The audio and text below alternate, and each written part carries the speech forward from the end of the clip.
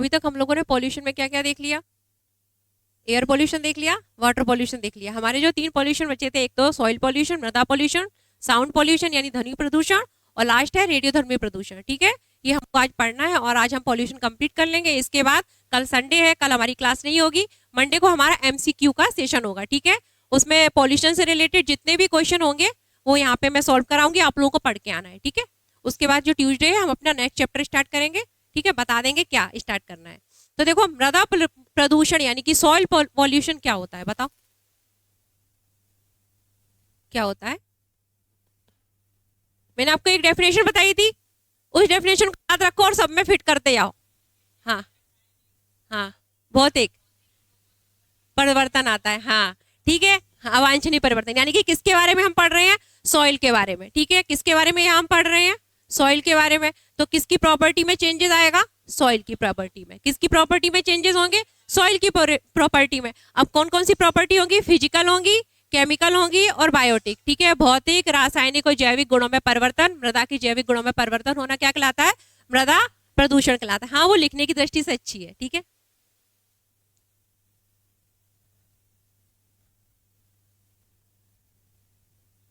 ये देखो क्या है? मृदा के भौतिक, रासायनिक और जैविक गुणों में होने वाला किसी भी प्रकार का अवांछनीय परिवर्तन क्या कहलाता है? मृदा प्रदूषण कहलाता है। अब जो प्रदूषण फैलाने वाले जो फैक्टर होते हैं, मैंने आपको फर्स्ट क्लास में पॉल्यूशन में बताया था कि जो प्रदूषण फैलाते हैं उनको फैक्टर यानी कारक को हम क्या बोलते हैं? प्रदूषक। क्या बोलते हैं? प्रदूषक। ठीक है, अब मृदा में पॉल्यूशन फैलाने वाले जो प्रदूषक होंगे वो कौन कौन हो सकते हैं? देखो, उर्वरक, फर्टिलाइजर। अब आप कहेंगे फर्टिलाइजर कैसे है? फर्टिलाइजर का तो हम खेतों में यूज करते हैं, हमको फसल प्राप्त होती है, उत्पादन अच्छा होता है। तो ठीक है, उत्पादन अच्छा होता है, लेकिन मृदा को वो पॉल्यूटेट करते हैं। अब बताऊंगी कैसे करते हैं। ठीक है, फिर क्या? रासायनिक कीटनाशी। ठीक है, ये अलग अलग लिखा है, थोड़ा मिस्टेक है, कॉमा लग गया है। कीटनाशी कई प्रकार के होते हैं, एक क्या होते हैं? जैविक, एक क्या होते हैं? रासायनिक। अब जो जैविक होंगे वो हमारी जो मृदा है उसको और हमको किसी भी प्रकार से नुकसान नहीं पहुंचाते हैं। ठीक है, पहुंचाएंगे कौन? रासायनिक कीटनाशी। ठीक है, ऐसी उर्वरक भी क्या है? केमिकल है। क्या है? केमिकल है। ठीक है, तो ये भी हमारी मृदा को नुकसान पहुंचाते हैं। ठीक, रासायनिक कीटनाशी। इसके अतिरिक्त आपने देखा होगा रबड़ वगैरह, प्लास्टिक। ठीक है, प्लास्टिक, उपकरण, विभिन्न प्रकार की धातुएं। ठीक है, और क्या? रेडियोधर्मी पदार्थ। हम एक चीज और लिख सकते हैं, क्या? रेडियोधर्मी जो पदार्थ होते हैं ना, रेडियोधर्मी, रेडियो एक्टिव पदार्थ, रेडियोधर्मी पदार्थ। अब रेडियोधर्मी पदार्थ के अंतर्गत क्या क्या आता है? यूरेनियम, थोरियम, ठीक है, प्लूटोनियम। ठीक है, तो ये सब जो क्या है? पॉल्यूटेंट है। इसके अतिरिक्त भी बहुत सारे पॉल्यूटेंट होते हैं। ठीक है, धीरे धीरे पढ़ते जाएंगे।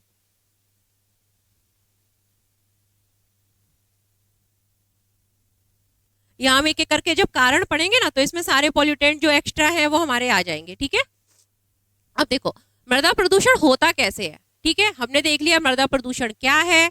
मृदा जो प्रदूषण फैलाने वाले कारक यानी फैक्टर कौन कौन से, जिनको कि हम प्रदूषक कहते हैं। अब हम देखते हैं कि मृदा प्रदूषण होता कैसे है। ठीक है, तो इसमें सबसे पहला जो कारण दिया है क्या? मृदा का अपरदन। क्या कारण है? मृदा का होने वाला अपरदन। अब मृदा अपरदन कैसे होता है? विभिन्न जो आपने देखा होगा कि जब हवा चलती है, ठीक है, जब पानी बहता है, ठीक है, तो क्या होता है? मिट्टी में क्या होता है? कटाव होता है। ठीक है, तो उसको ही हम क्या बोलते हैं? अपरदन। क्या बोलते हैं? अपरदन। ठीक है, विभिन्न अपरदनकारी जो शक्तियां होती हैं, बल होते हैं, उनके प्रभाव में आकर मिट्टी का क्या होता है? कटाव होता है। ज्योग्राफी में आपने अच्छे से पढ़ा होगा कि अपरदात्मक शक्तियां कौन कौन सी होती हैं, निक्षेपात्मक शक्तियां कौन कौन सी होती हैं। ठीक है, ये भूगोल का पोर्शन है, आप अच्छे से पढ़ लेना। तो कौन कौन सी शक्तियां, हवा, पानी वगैरह, उनके प्रभाव में आकर मिट्टी का कटाव होता है, उसको हम क्या बोलते हैं? अपरदन होना। ठीक है, जैसे चट्टान है, चट्टान है, अब चट्टान में क्या हुआ? हवा के कारण या पानी लगातार बह रहा है, तो वो चट्टानों में क्या दरारें पड़ती हैं। ठीक है, तो उसमें से मिट्टी गिरती है। ठीक है, तो उसको क्या बोलते हैं? मृदा का अपरदन। ठीक है, तो उसके कारण क्या है? मृदा का अपरदन होता है। अब क्या? मिट्टी बह रही है, मिट्टी बह रही है। ठीक है, पानी के साथ मिट्टी भी बह रही है। ठीक है, अब उसमें क्या हुआ? वो बही, उसके साथ जब वो बह रही है, प्रवाहित हो रही है जल के साथ, तो उसमें विभिन्न प्रकार के जहां जहां से वो जिस एरिया से होकर बह रही है, वहां पर अगर कोई मेटल है, किसी मेटल की अधिकता है, ठीक है, जैसे कैडमियम ज्यादा है, ठीक है, तो वो भी उसके साथ उसमें मिल जाएगी, तो हमारी मृदा कैसी हो जाएगी? प्रदूषित हो जाएगी। ठीक है, सेकंड कारण क्या है? अम्लीय वर्षा। ठीक है। एसिडिक रेन मैंने बताया था आपको, जब एयर पोल्यूशन बताया था कि एसिड रेन क्या होती है, सल्फर और नाइट्रोजन के जब ऑक्साइड किससे मिलते हैं, जल वाष्प से मिलते हैं, तो क्या बनते हैं, दो प्रकार के अम्ल बनते हैं। ठीक है, एसिड रेन के बारे में मैंने आपको बारे में बताया था, इंपॉर्टेंट इसलिए फिर से बता देती हूँ। ये आता है जब सल्फर के ऑक्साइड और नाइट्रोजन के ऑक्साइड जल वाष्प या वाटर वेपर के साथ मिलते हैं, तो जब ये वाले मिलेंगे तो क्या बनेगा, H2SO4 यानी सल्फ्यूरिक एसिड, और जब ये मिलते हैं तो क्या बनता है, HNO3 यानी कि सल्फ्यूरिक अम्ल और नाइट्रिक अम्ल बनते हैं। और जब ये बारिश के साथ बरसते हैं, ठीक है, उसके साथ मिलकर वर्षा जल के साथ, तो ऐसी वर्षा को हम क्या बोलते हैं, अम्लीय वर्षा। ठीक है, तो अम्लीय वर्षा होने के कारण भी क्या है, ये अम्लीय जो वर्षा होती है वो होती कहाँ पे है, नदियों में होगी, नदियों में पानी में गिरेगा। ठीक है, या फिर कहाँ गिरेगी, जो हमारी मिट्टी है, ठीक है, मृदा के ऊपर होगी। तो उससे क्या हुआ होगा, मृदा में जो बहुत सारे सूक्ष्म जीव होंगे, माइक्रो ऑर्गेनिज्म होंगे, जो हमारी मिट्टी के लिए क्या है, आवश्यक है। ठीक है, उर्वरता बनाए रखने के लिए। आप लोगों ने नाइट्रोजन साइकिल पढ़ी थी, मैंने पढ़ाई थी नाइट्रोजन साइकिल के बारे में, तो उसमें बहुत सारे बैक्टीरिया बताए थे ना, जो नाइट्रोजन फिक्सेशन बैक्टीरिया होते हैं, कुछ होते हैं विनाइट्रीकरण की, कुछ डिनाइट्रिफिकेशन बैक्टीरिया होते हैं। तो ये सारे बैक्टीरिया जो होंगे वो अफेक्टेड यानी कि मर जाएंगे। ठीक है, तो विभिन्न क्रियाओं के लिए जिम्मेदार होते हैं, जब वो क्रियाएं नहीं होंगी तो मृदा जो होगी वो क्या हो जाएगी, प्रदूषित हो जाएगी। ठीक है, फिर है नगरीय अपशिष्ट। अब हम क्या शहरों में रहते हैं, जनसंख्या बढ़ रही है, तो जनसंख्या बढ़ रही है तो उनका जो अपशिष्ट है उसमें भी क्या हो रही है, बढ़ोतरी हो रही है। अब दिल्ली वगैरह में चले जाओ, बड़े बड़े क्या है, ढेर है कचड़ों के, आप देखना कचड़ों के बड़े बड़े ढेर है। मैं भी कुछ समय पहले गई थी, एक आध महीने पहले, ठीक है, तो वहां पे मैंने देखा कि आप नोएडा साइड में जाओ, वहां पे है ना ऐसा पहाड़ सा बना हुआ है कचड़े का, और वहां पे ऐसा लगता है जैसे आपने मूवी देखी होगी, अभी वो आई थी ना राम जी की, कौन सी मूवी आई थी, नहीं राम सेतु नहीं, अभी, हाँ वो जो आदि पुरुष जो भी कोई, हाँ जोन सी भी मूवी आई है, उसमें आपने देखा था ना कि वो 3D में अगर देखो तो ऐसा लग रहा था कि वो राक्षस वगैरह चील इस तरीके से उड़ रहे हैं। तो वो देखने से बिल्कुल ऐसे लग रहे थे वहां पे जो बल्चर चील वगैरह पूरे आकाश में आप देखो, मैंने अपने भाई से बोला कि ये कैसे उड़ रहे हैं। तो पूरी जो एरिया था ना जहां पर वो पहाड़ ऐसा बन गया था कचड़े से, वहां डंपिंग होती है। देखो कचड़े, जब कचरा होता है उसको किसी जगह इकट्ठा हम छोड़ देते हैं, डाल देते हैं, उसको प्रोसेस को हम क्या बोलते हैं, डंपिंग। क्या बोलते हैं, डंपिंग होना। ठीक है, डंपिंग करना, कचड़े की डंपिंग की जाती है। अब उस डंपिंग होने से क्या होता है, क्यों करते हैं, क्योंकि वो जो कचरा है हमारा, वो हमारे शहर से थोड़ा दूर हो, वहां पे हम उसको इकट्ठा करके डाल देते हैं, ढेर बना देते हैं पहाड़ टाइप का।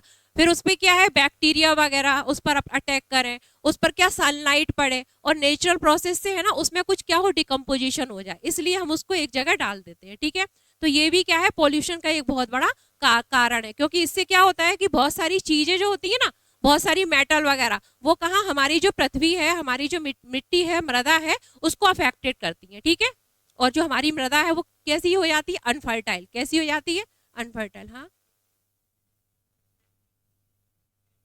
हाँ हाँ, होती है। नहीं नहीं, ये प्रोसेस है मतलब एक डंपिंग इसको बोलते हैं, मैं डंपिंग बता रही थी, डंपिंग क्या होता है ये बता रही थी आपको।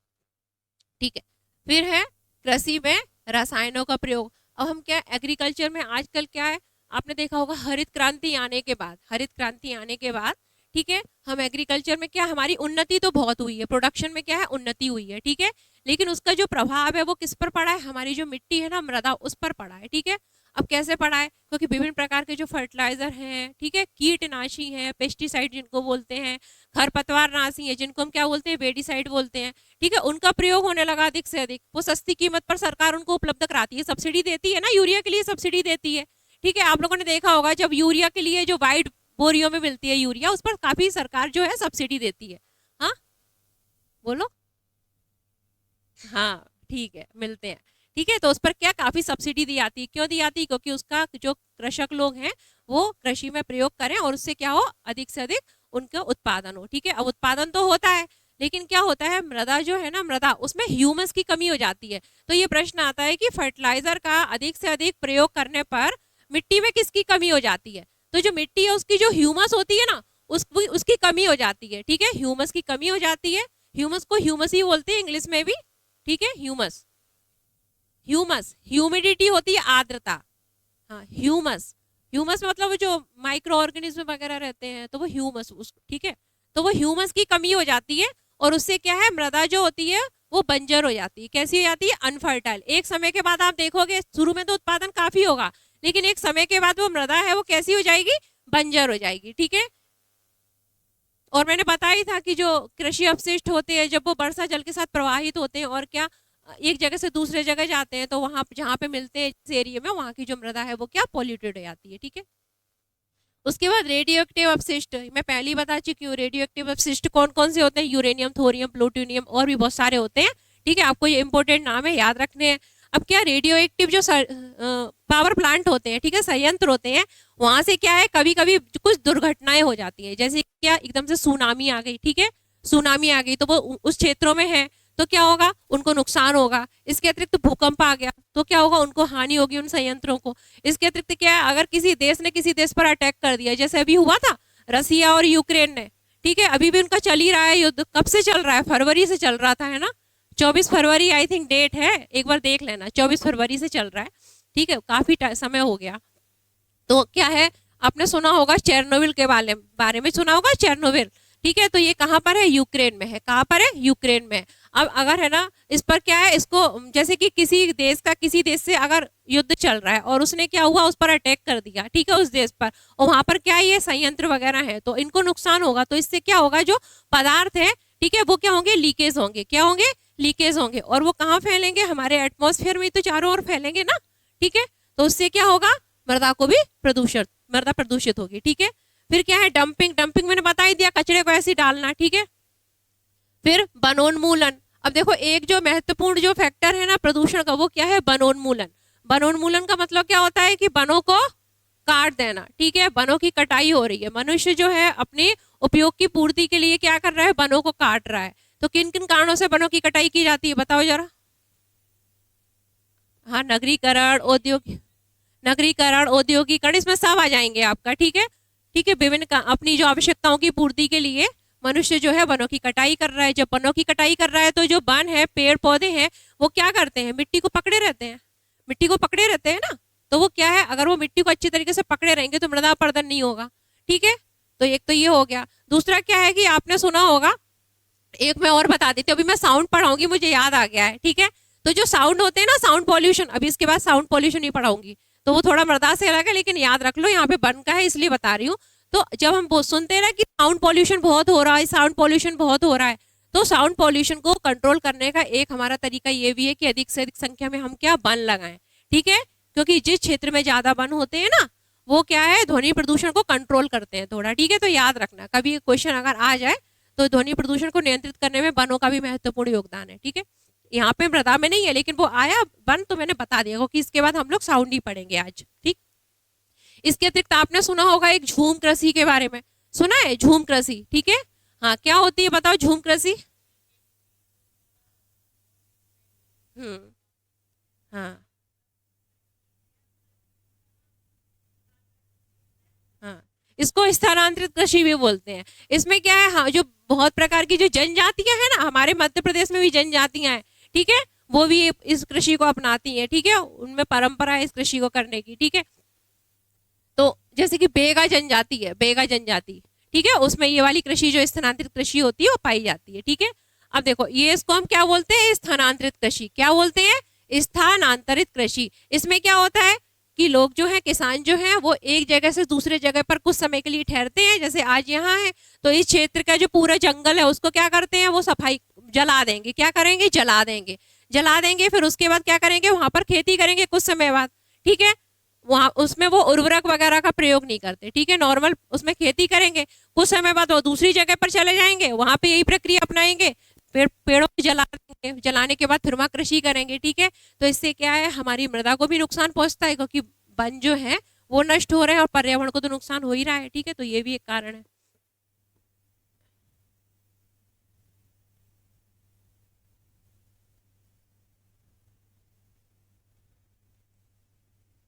ठीक है, इसके बाद क्या है, कोई भी प्रदूषण होता है तो उसका प्रभाव किस पर पड़ता है? वनस्पतियों पर पड़ता है, मनुष्यों पर पड़ता है और अन्य जीवों पर भी पड़ता है। ठीक है, तो हम देख रहे हैं मृदा प्रदूषण के क्या क्या प्रभाव है। तो देखो, सबसे पहले सूक्ष्म जीवों पर इफेक्ट, माइक्रो ऑर्गेनिज्म। तो सूक्ष्म जीव कौन कौन से होते हैं? वायरस, बैक्टीरिया वगैरह। ठीक है, ठीक है, ये सब जो सूक्ष्म जीव हैं तो इन पर भी प्रभाव पड़ता है, क्यों प्रभाव पड़ेगा? क्योंकि इन सूक्ष्म जीवों का जो घर है, हमारा घर तो ये बढ़िया आराम से हम रह रहे हैं घर में, ठीक है, लेकिन जो सूक्ष्म जीव है, माइक्रो ऑर्गेनिज्म है, विभिन्न प्रकार के वायरस, बैक्टीरिया वगैरह, ठीक है, अन्य ऑर्गेनिज्म, माइक्रो ऑर्गेनिज्म, उनका जो आवास है वो क्या है? ये मृदा ही तो है ना, ठीक है, जो मृदा में रहते हैं। वैसे तो पूरे एटमॉस्फेयर में, एयर में भी रहते हैं, वाटर में भी रहते हैं, लेकिन यहाँ हम मेनली किसके बारे में पढ़ रहे हैं? मृदा के बारे में। तो आप लोग याद रखना कि जो सूक्ष्म जीव है उनका जो घर क्या होगा? मृदा ही होगी, ठीक है। जब मृदा में पॉल्यूशन होगा, ठीक है, क्या है, विभिन्न जो औद्योगिक अपशिष्ट है, इंडस्ट्रियल, ठीक है, अपशिष्ट है, ठीक है, वेस्ट पदार्थ है, वो क्या वहां से बह रहे हैं, क्षेत्रों से बह रहे हैं, ठीक है। जैसे मान लो जल बह रहा है किसी उद्योग से, चमड़ा उद्योग है, वहां से क्या, वहां से उनका पानी बह रहा है, या विभिन्न प्रकार के, ठीक है, अन्य जो सीवेज स्लज वगैरह ये सब बह रहे हैं, ठीक है। अब वो क्या किसी क्षेत्र से होकर बह रहे हैं, तो वहां की मृदा को भी प्रदूषित करेंगे, ठीक है। या हमने क्या करा, कोई कचरा किसी जगह डाल दिया, इकट्ठा कर दिया, अब क्या उसमें विभिन्न प्रकार के क्या ऐसे जो विषाक्त पदार्थ होते हैं, ठीक है, टॉक्सिक मटेरियल होते हैं, मेटल वगैरह होती हैं, जो क्या है हमारी जो मृदा में अंदर चली आती है वर्षा जल के साथ। जब मृदा में अंदर चली आती है वर्षा जल के साथ, तो मृदा को तो पॉल्यूटेट करती हैं, साथ ही जो सूक्ष्म जीव, ठीक है, मृदा में जो निवास करते थे उन पर भी हानिकारक प्रभाव डालती है, उनकी मृत्यु हो जाती है। कुछ सूक्ष्म जीव जो होते हैं वो हमारे लिए क्या होते हैं? हार्मफुल होते हैं, नुकसानदेह होते हैं। वही जो कुछ सूक्ष्म जीव होते हैं वो हमारे लिए लाभदायक भी होते हैं, ठीक है। जैसे कि आप लोगों ने सुना होगा, लैक्टोबैसिलस के बारे में सुना है? लैक्टोबैसिलस सुना है? कहाँ होता है ये लैक्टोबैसिलस? दही, दही, दूध से दही जमता है ना, तो ये भी तो माइक्रो ऑर्गेनिज्म है, लेकिन हमारे लिए लाभदायक है, ठीक है। ऐसे बहुत सारे माइक्रो ऑर्गेनिज्म होते हैं, वो दूध का मैंने बता दिया, मतलब कुछ लाभदायक भी होते हैं। राइजोबियम वगैरह ये भी माइक्रो ऑर्गेनिज्म है, ठीक है। क्लेमाइडोमोनास ये भी माइक्रो ऑर्गेनिज्म है, मैंने नाइट्रोजन साइकिल में बताया था ना, ठीक है। नो, तो ये सब क्या है? सूक्ष्म जीवों पर प्रभाव पड़ता है। अगला है वनस्पतियों पर भी इफेक्ट पड़ता है। वनस्पतियों पर इफेक्ट क्या क्यों पड़ता है? क्योंकि कोई सी जो मृदा है उसमें एक निश्चित क्वालिटी होनी चाहिए, तभी क्या है कुछ प्लांट ग्रो करते हैं, कुछ वेजिटेबल ग्रो करती है, ठीक है। आपने देखा होगा, आप जिस एरिया में रहते हो, ठीक है, एमपी में जो चीज ज्यादा पैदावार होती है उस चीज की पैदावार तमिलनाडु में नहीं होती है, नहीं होती ना। उस चीज की पैदावार आप जाओगे तो नॉर्थ ईस्ट वगैरह में नहीं होगी, ठीक है। किसी क्षेत्र की जो मिट्टी होती है उसकी एक निश्चित क्वालिटी होती है, ठीक है। उसमें कुछ सूक्ष्म जीव होंगे, उसके कुछ विशिष्ट गुण होंगे, लेकिन जब मृदा क्या है पॉल्यूटेड हो जाती है तो उसकी जो क्वालिटी है ना वो प्रभावित हो जाती है, ठीक है। जब क्वालिटी उसकी प्रभावित होगी तो उसका डायरेक्ट असर किस पर पड़ेगा? जो वनस्पतियां होंगी ना, प्लांट, उन पर पड़ेगा, ठीक है। तो उनकी प्रजाति नष्ट होगी, उनकी जो वनस्पतियां, उनमें जो क्वालिटी होनी चाहिए, गुण होने चाहिए, उसमें परिवर्तन आएगा। अगला क्या है? मानव स्वास्थ्य पर भी इफेक्ट पड़ेगा। मानव स्वास्थ्य पर इफेक्ट क्यों पड़ेगा? क्योंकि मनुष्य जो है ऐसी वनस्पतियों का सेवन करेगा, ऐसी सब्जियां खाएगा जो क्या है, जो विभिन्न प्रकार के जो टॉक्सिक पदार्थ हैं उनसे भरपूर है, ठीक है। अब जो वेजिटेबल तो वही उगेगी, ठीक है, उस मृदा में जो पॉल्यूटेड मृदा है, लेकिन उसमें क्या होगा, विभिन्न प्रकार के टॉक्सिक जो होंगे, मटेरियल वगैरह होंगे, वो उसमें भी चले जाएंगे। अब उनको हम खाएंगे तो वो क्या हम में आ जाएंगे, ठीक है। जैसे आपने पढ़ा था कि मिनी माटा के बारे में पढ़ा था ना, जापान में हुआ था, ठीक है। झील में उसमें क्या था कि मरकरी की अधिकता हो गई थी, उसमें क्या थी, मछलियां थी, उन मछली में वो पहुंची, ठीक है, उन मछलियों को क्या मनुष्यों ने ग्रहण करा तो वो मनुष्यों में डिसीज हो गई। तो इसी तरीके से अगर जिस क्षेत्र में मृदा पॉल्यूटेड है उस क्षेत्र की वनस्पतियों को, ठीक है, उस क्षेत्र में पाए जाने वाले जो अन्य जो चीजें हैं, उत्पादों को अगर मनुष्य ग्रहण करता है तो उसके स्वास्थ्य पर भी क्या विपरीत प्रभाव पड़ेगा, उसे बहुत सारी बीमारियां हो जाएंगी, ठीक है। इसके अतिरिक्त अन्य प्रभाव और क्या क्या प्रभाव हो सकते हैं? बताओ, अन्य प्रभाव क्या क्या हो सकते हैं? बताओ बताओ बताओ, और अन्य क्या प्रभाव हो सकते हैं? बताओ। ये मैंने 3 प्रभाव लिखे, सूक्ष्म जीवों पर प्रभाव, वनस्पतियों पर प्रभाव, मानव स्वास्थ्य पर प्रभाव। अन्य प्रभाव बताओ एक आध। नहीं पता? अभी मैंने कितनी बार बताया कि जल प्रदूषित हो जाएगा, हमारा जो पेयजल है उस पर भी तो प्रभाव पड़ेगा। किस पर? पेयजल। तो क्योंकि पेयजल जो होता है वो नदियों से तो मिलता ही है, अंडरग्राउंड वाटर भी तो होता है ना, अंडरग्राउंड वाटर होता है। अब क्या होगा, वर्षा जल के साथ वो पॉल्यूटेंट जो होंगे वो अंदर भी तो जाएंगे ना। तो हमारे जो पेयजल है कैसा वाला? Underground water. कैसा? अंडरग्राउंड वाटर, ठीक है। तो वो भी प्रभावित होता है, ठीक है, याद रखना।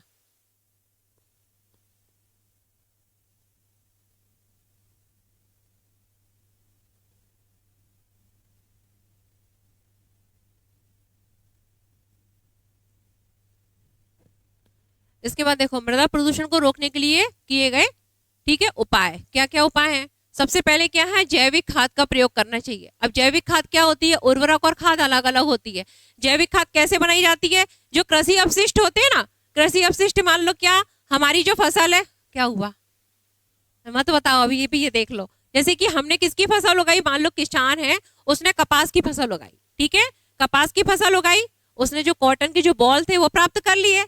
अब क्या पूरा जो अपशिष्ट कृषि अपशिष्ट बचेगा उसको इकट्ठा करा उसने, उसमें गोबर मिलाया, ठीक है, और भी कुछ चीजें मिलाई जाती हैं, कुछ नीम वीम डाला, नीम का पाउडर इसलिए डालते हैं ताकि जो फंगस वगैरह हो वो उस पर अटैक ना करें, उनको मिला के रख दिया जाता है काफी समय के लिए, और भी कुछ चीजें डाली जाती होंगी क्योंकि मैंने बनाई नहीं है, आप लोगों को भी नहीं बनाना है, बस सुन लो। हाँ, तो उससे जैविक खाद प्राप्त होती है, ठीक है, जैविक खाद प्राप्त होती है, और उस जो जैविक खाद है उससे अगर हम खेतों में उसका प्रयोग करते हैं तो उससे हमारी मृदा को किसी भी प्रकार का नुकसान नहीं होता, ठीक है।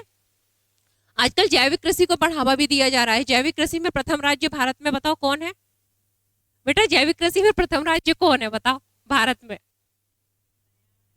सिक्किम। हरियाणा कहां से आ गया, सिक्किम। जैविक कृषि जो है ना उसमें प्रथम राज्य का जो दर्जा प्राप्त है वो सिक्किम को, ठीक है, याद रख लेना, सिक्किम, ठीक है। उसके अतिरिक्त क्या, मृदा प्रदूषण को रोकने के लिए एक उपाय क्या है, जैविक कीटनाशकों का प्रयोग। अब कीटनाशक क्या होते हैं, इंसेक्टिसाइड, ठीक है, इंसेक्ट को नष्ट करने वाले या पेस्टिसाइड भी बोल सकते हैं, ये क्या होते हैं, कीटनाशक। अब जैविक कीटनाशक के रूप में हम नीम का प्रयोग कर सकते हैं, नीम जो है वो इनको नष्ट कर देता है, और क्या है, हमारी मृदा को किसी भी प्रकार से पॉल्यूशन भी नहीं होने देता, ठीक है। इसके अतिरिक्त क्या, डीडीटी, डीडीटी का फुल फॉर्म क्या है, मैंने बताया है कई बार, बताओ, डाइक्लोरो, हाँ, dichloro diphenyl trichloro ethane, dichloro diphenyl trichloro ethane. तो डीडीटी का कम से कम प्रयोग करो, ठीक है, डीडीटी का कम से कम प्रयोग करना चाहिए, और जो अन्य हानिकारक रसायन है, केमिकल है, उनका भी हम कम से कम प्रयोग करें, ठीक है। अगला क्या है, ये आप याद रखना, बायो रिमेडिएशन, ठीक है, इसको बोलते हैं जैव उपचार, क्या बोलते हैं, जैव उपचार, ठीक है। तो हम मृदा प्रदूषण को कैसे रोक सकते हैं, ये जो प्रोसेस है ना जैव उपचार, ये नाम याद रख लेना, पूछा जाता है जैव उपचार द्वारा। अब ये जैव उपचार क्या है, चाहो तो इस प्रोसेस का नाम नोट कर लो, बाद में आराम से याद रहेगा। इसमें क्या है कि जो कृषि अपशिष्ट वगैरह होते हैं ना, ठीक है, वेस्ट मटेरियल होते हैं, उन पर हम क्या करते हैं, विभिन्न प्रकार के सूक्ष्म जीवों को उनको डालते हैं, और सूक्ष्म जीव क्या करते हैं, डिकम्पोजिशन करते हैं, क्या करते हैं, डिकम्पोजिशन करते हैं, यानी कि जैविक विधि से जो हमारे जो अपशिष्ट है उनका अपघटन करना, ठीक है। तो उस प्रोसेस को क्या बोलते हैं, जैव उपचार, क्या बोलते हैं, जैव उपचार, ठीक है। धीरे धीरे वो उस जगह की सफाई कर देते हैं, थोड़ा कुछ हद तक तो वो पॉल्यूटेड जो जहाँ पॉल्यूशन हो रहा है कुछ हद तक उसको क्या कर देते हैं, कम कर देते हैं। कैसे करते हैं, क्योंकि सूक्ष्म जीवों की जब हम क्रिया करवाते हैं वहां पे, तो क्या करते हैं, वो डिकम्पोजिशन कर देते हैं, अपघटन कर देते हैं। मैंने बताया था, अपघटन करने के बाद क्या करते हैं, वो जटिल जो पदार्थ होते हैं उनको किसमें कन्वर्ट करते हैं, सरल पदार्थों में। बताया था ना डिकम्पोजिशन क्या प्रक्रिया होती है, ठीक है।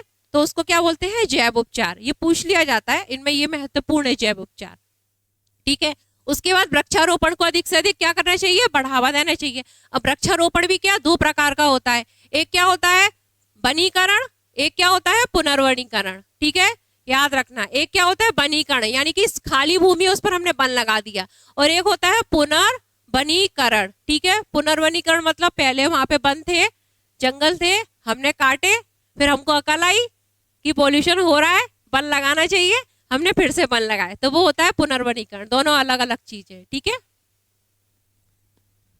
कि अगर कहीं ऑप्शन हो कि है ना मृदा प्रदूषण को रोकने के कुछ उपाय, या कोई सा भी पॉल्यूशन है उसको रोकने के उपाय क्या क्या है, चार ऑप्शन हो, एक में पुनर्वनीकरण, वनीकरण, एक में हो ए और बी दोनों, एक में कुछ और हो, तो आप ये मत सोचना वनीकरण अकेला, पुनर्वनीकरण भी, ठीक है।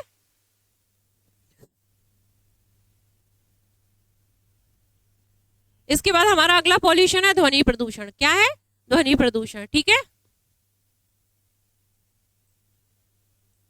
आज ये कंप्लीट करना है हमको पॉल्यूशन पूरा। तो ध्वनि प्रदूषण क्या होता है, मैंने आपको पहले भी बताया था, कोई भी अवांछित ध्वनि जो हमारे कानों को प्रिय नहीं लगे, ऐसी ध्वनि क्या कहलाती है, शोर। हो सकता है आपको मेरी ध्वनि भी अच्छी नहीं लगे, तो वो भी शोर हो गई, ठीक है ठीक है। तो ऐसी कोई सी भी अवांछित ध्वनि जो हमारे कानों को प्रिय नहीं लगे, वो क्या कहलाती है, शोर कहलाती है, ठीक है। अब जो ध्वनि है, मेनली अगर हम देखें ध्वनि प्रदूषण है वो किस पर डिपेंड करता है, ध्वनि की तीव्रता कितनी है, ठीक है। तो ध्वनि की तीव्रता अधिक अगर है किसी ध्वनि की, वो सुनने में कैसी है, अरुचिकर है, हमारी मतलब हम उसमें हमारा कोई इंटरेस्ट नहीं है, ठीक है, उसकी तीव्रता बहुत है, तो ऐसी ध्वनि को हम क्या बोलते हैं, ध्वनि प्रदूषण का कारण होती है। तो ऐसी ही जो ध्वनि साउंड होती है वो ध्वनि प्रदूषण का कारण होती है, ठीक है। अब देखो ये याद रख लेना, ध्वनि की जो तीव्रता होती है उसको मापने का क्या है, एक यूनिट है, इकाई है, जिसको हम क्या बोलते हैं, डेसिबल। क्या बोलते हैं, डेसिबल, डी और बी, ठीक है, डीबी। याद रख लेना, ध्वनि की जो तीव्रता होती है ये आता है, इसमें अभी ऊपर से नीचे तक कुछ नहीं आएगा, बस ये आएगा ध्वनि प्रदूषण को मापने की इकाई जो है, यूनिट है, वो क्या है, डेसिबल है, ठीक है। उसकी तीव्रता को, ध्वनि प्रदूषण जो है होता है, ध्वनि की तीव्रता को मापने की इकाई क्या है, डेसिबल, डीबी, डेसिबल, ये आता है, ठीक है। और उसकी जो आवृत्ति होती है ना, आवृत्ति, फ्रीक्वेंसी, ठीक है, उसको हम किस में लिखते हैं, हर्ट्ज में, ठीक है। ये ऐसे लिखा जाता है थोड़ा, हर्ट्ज, ठीक है, ये ऐसा वाला लिखा है, इस तरीके से लिखा जाता है। ध्वनि की जो तीव्रता होती है, ठीक है, इंटेंसिटी, उसको हम क्या बोलते हैं, डेसिबल में, ठीक है, डीबी में लिखते हैं। और ध्वनि की जो फ्रीक्वेंसी, आवृत्ति होती है, उसको हर्ट्ज में लिखते हैं, ठीक है। ये दो क्वेश्चन पूछे जाते हैं, याद रख लेना।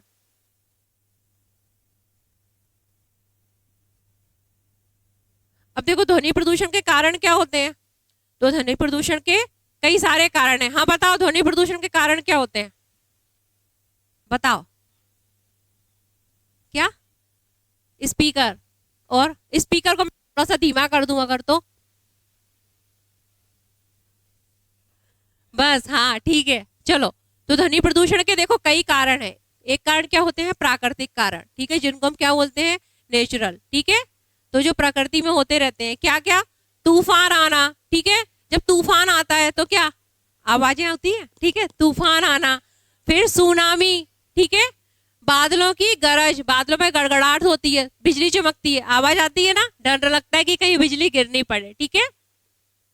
देखो मानव निर्मित जो कारण होते हैं, ठीक है, वो कौन कौन से हैं, मशीनरी, ठीक है, मशीनरी होती है ना, ठीक है, उद्योग वगैरह होते हैं, आप चले जाओ, या फिर कभी आप देखो, मेला देखा है, मेला, मेला सबने देखा होगा, सबको अच्छा लगता है, कभी ना कभी तो सब लोग मेले में गए होंगे।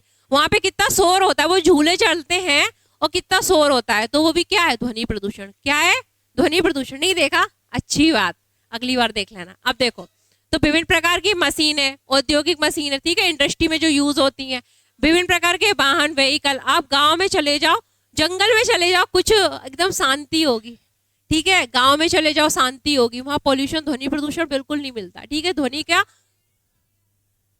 क्या अरे अब भजन कीर्तन, ठीक है।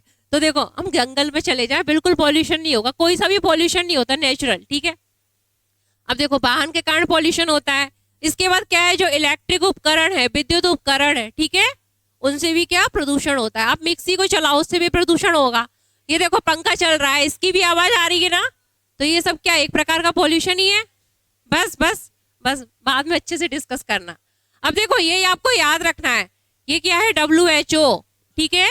WHO का फुल फॉर्म क्या होता है, वर्ल्ड हेल्थ ऑर्गेनाइजेशन, ठीक है।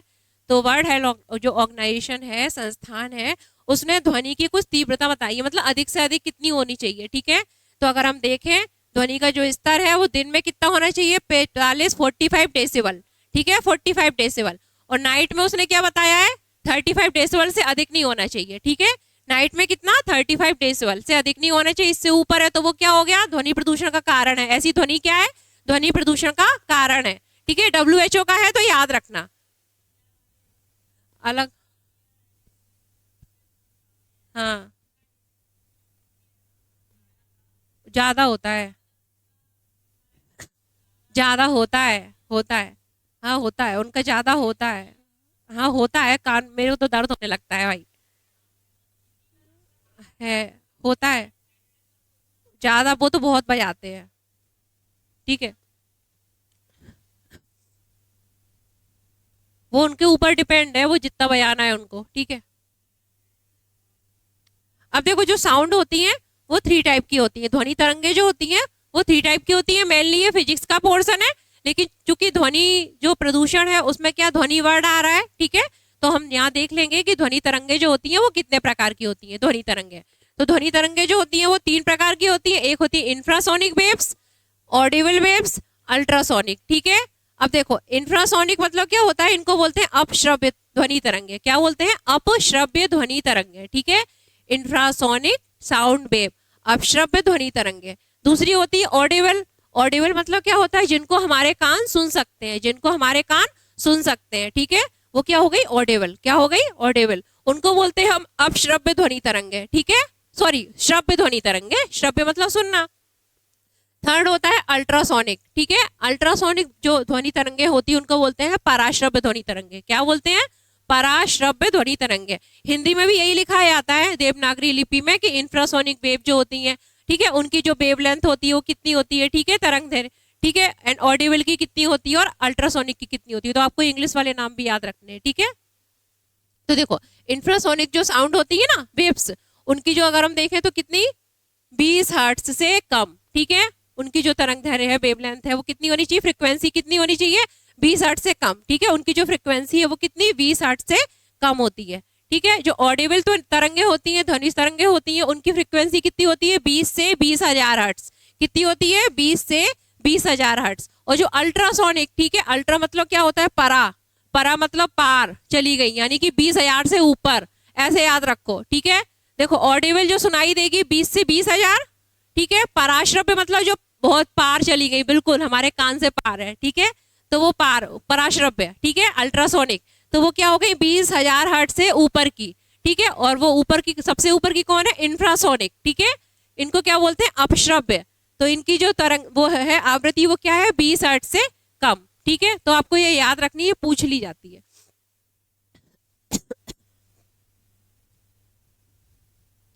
ठीक है, उसके बाद हमारा लास्ट पॉल्यूशन है कौन सा, रेडियोधर्मी प्रदूषण, ठीक है। तो रेडियोधर्मी जो प्रदूषण होगा वो किससे होगा, रेडियो एक्टिव पदार्थ से होगा, किससे होगा, रेडियो एक्टिव पदार्थ के कारण होगा। तो देखो रेडियो एक्टिव प्रदूषण क्या होता है, रेडियोधर्मी जो पदार्थ होते हैं ना, ठीक, उनकी क्रियाशीलता के द्वारा होने वाला जो प्रदूषण होता है वो क्या कहलाता है, रेडियोधर्मी प्रदूषण कहलाता है, ठीक है। अब रेडियोधर्मी पदार्थ कौन कौन से हैं, आपको नाम याद रखने हैं, थोरियम, यूरेनियम, ठीक है, हाँ, थोरियम, यूरेनियम, ठीक है, प्लूटोनियम, थोरियम नहीं लिखा है मैंने बोल दिया, ठीक है, वो भी होता है, ठीक।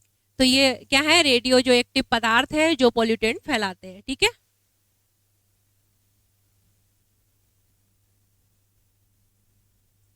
इसके बाद हम देखेंगे जो हमारा रेडियोधर्मी जो पॉल्यूशन होता है उसका क्या क्या कारण है, ठीक है। तो पॉल्यूशन जो होता है वो कैसे होता है, जो मैंने पहले बताया था, जो क्या है हमारे जो संयंत्र हैं, ठीक है, जो परमाणु जो संयंत्र है उसमें क्या किसी भी प्रकार का रिसाव होना, ठीक है, उनमें किसी भी प्रकार का कोई रिसाव होना, लीकेज हो रहा है, ठीक है। इसके अतिरिक्त क्या, परमाणु हथियारों का प्रयोग, जब परमाणु हथियारों का प्रयोग हम करेंगे किसी देश के विरुद्ध तो क्या होगा, उस जो देश में जहाँ पे हम परमाणु हथियार का प्रयोग करेंगे वहां पे क्या होगा, पॉल्यूशन होगा, ठीक है, रेडियोएक्टिव पदार्थ के कारण। एंड थर्ड क्या है, जो संयंत्र है हमारे उसमें क्या होना, किसी भी प्रकार की दुर्घटना होना, ठीक है। तो ये सब किसका कारण है, हमारे रेडियोएक्टिव जो पॉल्यूशन होते हैं, रेडियोधर्मी जो प्रदूषण होते हैं उनका कारण है।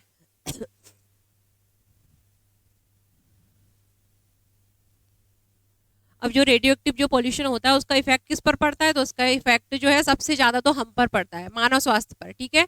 उसकी जो जेनेटिक जो कैरेक्टर होते हैं ना उसमें क्या, उसकी जो संरचना है, जीन की जो संरचना है उसमें क्या सडनली चेंज हो जाता है, जिसको हम क्या बोलते हैं, म्यूटेशन बोलते हैं, ठीक है। तो बायो में अच्छे से पढ़ेंगे म्यूटेशन के बारे में, जब पढ़ेंगे तब, जब स्टार्ट होगा इसके बाद, ठीक है।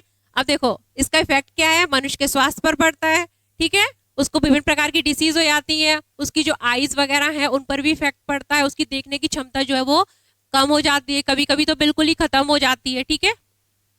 उसको विभिन्न प्रकार की जेनेटिक डिसीज हो जाती है, ठीक है, और इसके साथ साथ जो अन्य जीव जंतु हैं उन पर भी प्रभाव पड़ता है, ठीक है। तो ये हमारा पॉल्यूशन कंप्लीट हो गया। इसके बाद देखो कुछ संस्थाएं हैं जो मुझे आपको बतानी थी, ठीक है, वाटर पॉल्यूशन में भी कुछ रह गई थी, उसके लिए सरकार ने क्या क्या प्रयास किए हैं तो आप नोट कर लो, ठीक है। मैंने आप लोगों को बताया था केंद्रीय प्रदूषण नियंत्रण बोर्ड की स्थापना कब हुई थी, बताया था क्या पहले कभी, नहीं बताया, तो नोट कर लो। देखो सबसे पहले वो जल प्रदूषण के कर लो, सारे कर लो, ठीक है। तो जल प्रदूषण के रह भी गए थे कुछ, मैंने कहा था कि मैं आज कंप्लीट करा दूंगी, तो कर लो, 5 मिनट है भी कंप्लीट हो जाएगा।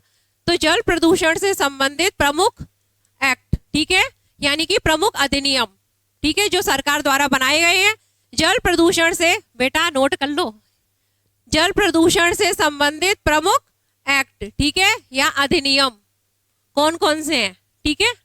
हाँ, तो पहले है नदी परिषद अधिनियम, ठीक है, कौन सा? नदी परिषद अधिनियम, ये पूछ लिए जाते हैं कभी कभी। ठीक, नदी परिषद अधिनियम, और ये कब? 1956। याद रखना, नदी परिषद अधिनियम 1956। ठीक है। सेकंड है वाणिज्यिक पोत परिवहन अधिनियम।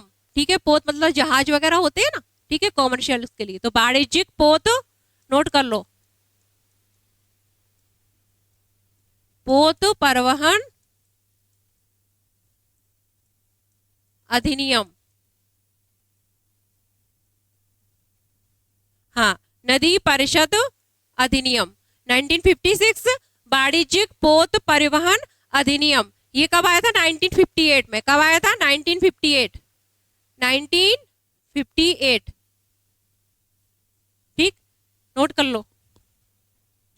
फिर है, मैंने आपको पहले भी बताया है, जल प्रदूषण निवारण और नियंत्रण अधिनियम। कब आया था? महत्वपूर्ण है, बताओ। 1974। ठीक है, यहां पे लिख रही हूं। ठीक है, कौन सा? थर्ड।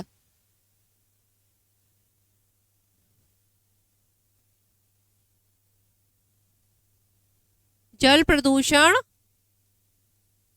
नियंत्रण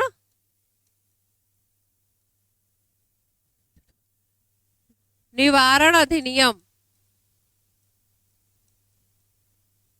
ये शॉर्ट में अधि के बाद बिंदी लगा दी। ये कब था? 1974। कब था? 1974।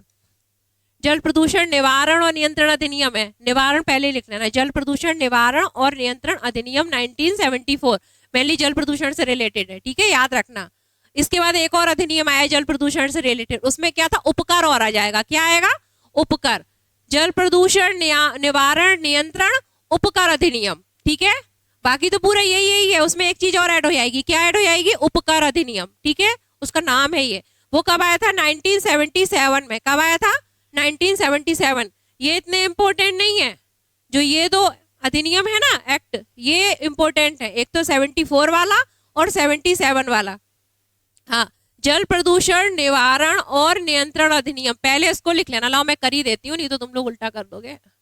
जल प्रदूषण निवारण और नियंत्रण अधिनियम। ठीक है, ठीक। जल प्रदूषण, इसको ब्रैकेट में कर लो। जल प्रदूषण मैन अधिनियम जल प्रदूषण का है, इसको बोलते हैं निवारण नियंत्रण अधिनियम 1974। लिख लिया? इधर का क्लीन कर दूं? क्लीन कर दूं, क्योंकि मुझे दूसरे लिखने हैं।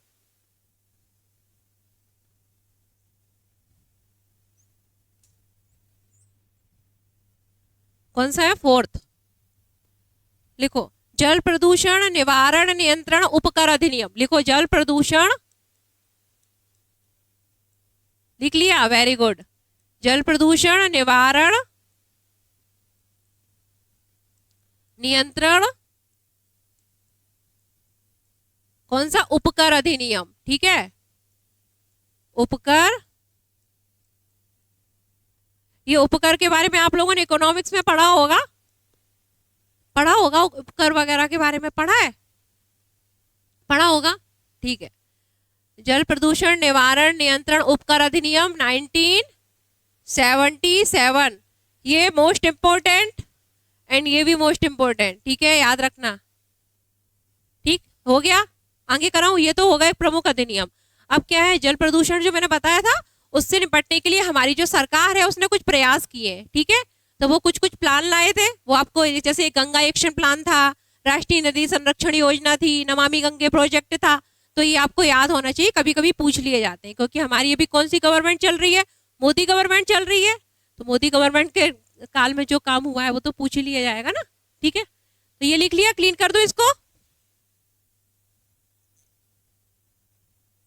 और जो महत्वपूर्ण जो कार्यक्रम है ना, तो वो तो पूछ ही लिए जाते हैं, चाहे किसी भी गवर्नमेंट का काल रहा हो। ठीक है, समय रहा हो।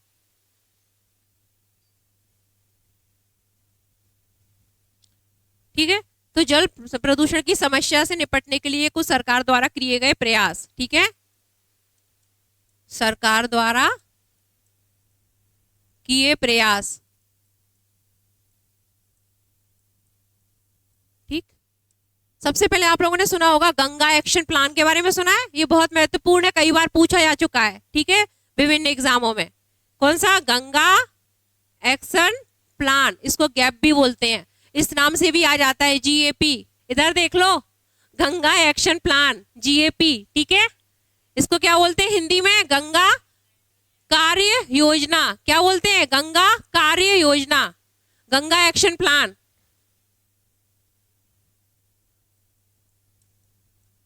वैसे यही याद रहता है, गंगा एक्शन प्लान ही आता है हिंदी में, कभी कभी मैंने लिखा दिया, कभी आ गया तो हिंदी वाले बोलते हैं ना, फिर हिंदी विंदी। गंगा कार्य योजना, प्लान योजना होती है ना, ठीक। ये कब आया था? 1985, याद रखना, 1985, ठीक है। तो यही पूछा जाता है, गंगा एक्शन प्लान, टिक लगाने को आएगा 1985, 87, 1995, 2000, तो आप क्या लगाएंगे? 1985, ठीक है, गंगा एक्शन प्लान। गंगा नदी की जो तट थे ना, गंगा नदी वगैरह, उनकी सफाई के लिए, गंगा नदी की मेनली क्या? सफाई के लिए, ठीक है, उसके सौंदर्यीकरण को बढ़ावा देने के लिए गंगा नदी के लिए मेनली था, क्योंकि गंगा नदी मैंने बताया था क्या बैक्टीरियोफेज होता है, लेकिन मानवीय गतिविधियों से क्या है, उसको क्या नुकसान पहुंच रहा है, ठीक है। गंगा जल जो है वो क्या प्रदूषित हो रहा है, गंगा प्रदूषित नदी बनती जा रही है हमारी, ठीक है। तो उसके लिए गंगा एक्शन प्लान लाया गया था, कब? 1985 में, ठीक है। इसके बाद सेकंड है राष्ट्रीय नदी संरक्षण योजना। कौन सी? राष्ट्रीय नदी संरक्षण योजना, नोट कर लो, राष्ट्रीय नदी संरक्षण योजना, ठीक है, 1995 में लाई गई थी, राष्ट्रीय नदी संरक्षण योजना, ठीक है, नदियों को संरक्षण प्रदान करने के लिए थी। क्या हुआ? हाँ, ठीक है, नोट कर लो, इंपॉर्टेंट है। एंड लास्ट है नमामि गंगे प्रोजेक्ट। हाँ, नमामि, हर हर गंगे नहीं है, नमामि गंगे प्रोग्राम है, ठीक है। हाँ, नर्मदा का है, वो है मध्य प्रदेश के लिए, लेकिन अभी हम ओवरऑल एनवायरनमेंट में पढ़ रहे हैं, तो एक का नहीं पढ़ेंगे, जब मध्य प्रदेश का कुछ टॉपिक पढ़ लेंगे तो उसमें देख लेंगे, ठीक है। नमामि गंगे प्रोग्राम 2014 एंड 15, ठीक है, ठीक। ये किसके लिए था? जो गंगा नदी के जो घाट है ना, घाट है, घाटों को मेनली उनको अच्छे से तैयार करना, उनकी सफाई वगैरह के लिए, गंगा नदी, हाँ, घाटों के लिए था मेनली नमामि गंगे प्रोग्राम 2014-15, ठीक है। घाटों को सौंदर्यीकरण प्रदान करना, इस तरीके से बहुत सारे घाटों को किया गया था इसके तहत। हाँ, तो हमारा पॉल्यूशन आज कंप्लीट हो गया है, ठीक है। और जो कुछ बचा होगा वो क्या, मंडे को हमारी MCQ की क्लास होगी, जितने ओवरऑल हमने पॉल्यूशन पढ़े हैं, पांचों जो पॉल्यूशन है, कौन कौन से? Air pollution, water pollution, soil pollution, sound pollution और रेडियो एक्टिव पॉल्यूशन, ठीक है। जो एक्स्ट्रा कुछ क्वेश्चन होंगे वो मैं उसमें कवर करा दूंगी, ठीक है। तो पढ़ के आना है सबको, मंडे को क्या, पॉल्यूशन पूरा, एंड मंडे के बाद से जो भी नेक्स्ट सब्जेक्ट होगा मंडे को आपको बता दिया जाएगा, ठीक है। चलिए।